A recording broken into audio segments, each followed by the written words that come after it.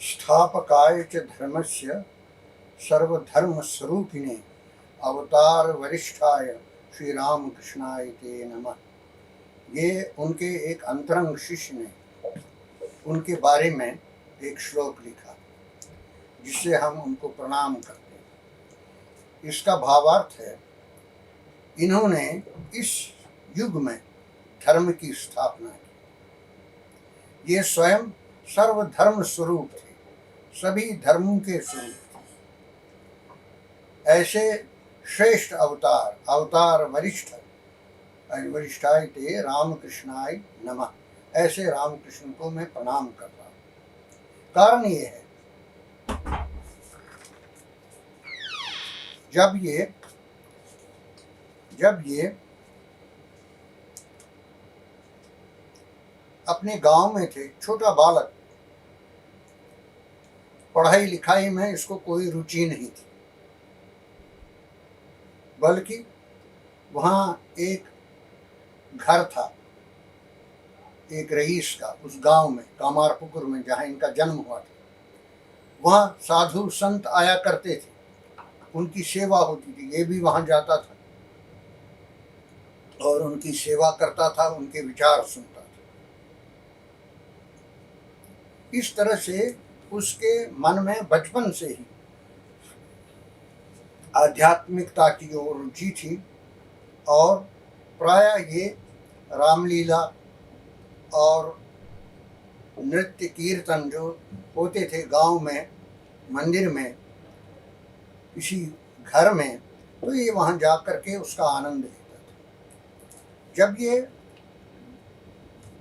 कामारपुकुर से दक्षिणेश्वर आ गए, जहाँ इनका भाई पुजारी था काली मंदिर का, तो उसकी सहायता के लिए गए। छोटा था और वहाँ पर उसने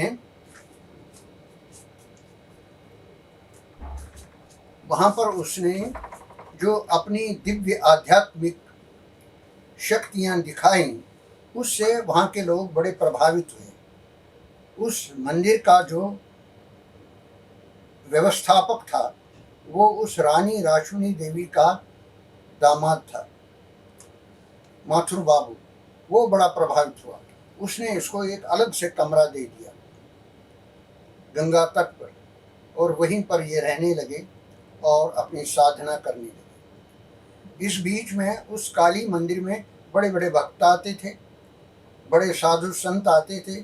एक ब्राह्मणी भैरवी भी आती थी, कई दिनों तक वो वहाँ रही।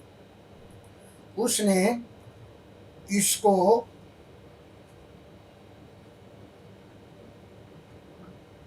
तंत्र की शिक्षा दी और उसे वेदांत की शिक्षा की ओर जाने से मना किया, क्योंकि वहाँ एक और साधु तोतापुरी आए थे, वो भी वहीं रहते थे दक्षिणेश्वर में, और वो रामकृष्ण के व्यक्तित्व से बड़े प्रभावित थे और उनके पास उन्होंने वेदांत की चर्चा की। इतना ही नहीं, ईसाई मत से भी वो प्रभावित थे। उन्होंने एक नव क्रिश्चियन से बाइबल के उपदेशों को सुना, और इसी तरह से एक मुसलमान विद्वान वहाँ आया था काली मंदिर में, उससे इस्लाम के बारे में जानकारी ली। बल्कि 3 दिन तक उन्होंने रोज़े रखे। कहा, मैं इस्लाम की पद्धति से देखूंगा कि कैसे ईश्वर का साक्षात्कार होता है। तो तभी तो वो कहते थे अपने भक्तों से, जतो मत ततो पथ, जितने विचार हैं उतने रास्ते हैं, लेकिन सबका एक ही रास्ता है वहाँ प्रभु को पाने का। इसे कोई इसमें ये नहीं है। माँ इतनी विशाल हृदया है, वो सब बच्चों को अपने गोद में संभाले हुए, चाहे वो किसी मत का हो, किसी इसका हो, कोई विरोध नहीं। तो श्री रामकृष्ण सर्वधर्म स्वरूप थे, सभी धर्मों का स्वरूप, और सबसे इस प्रकार की बातें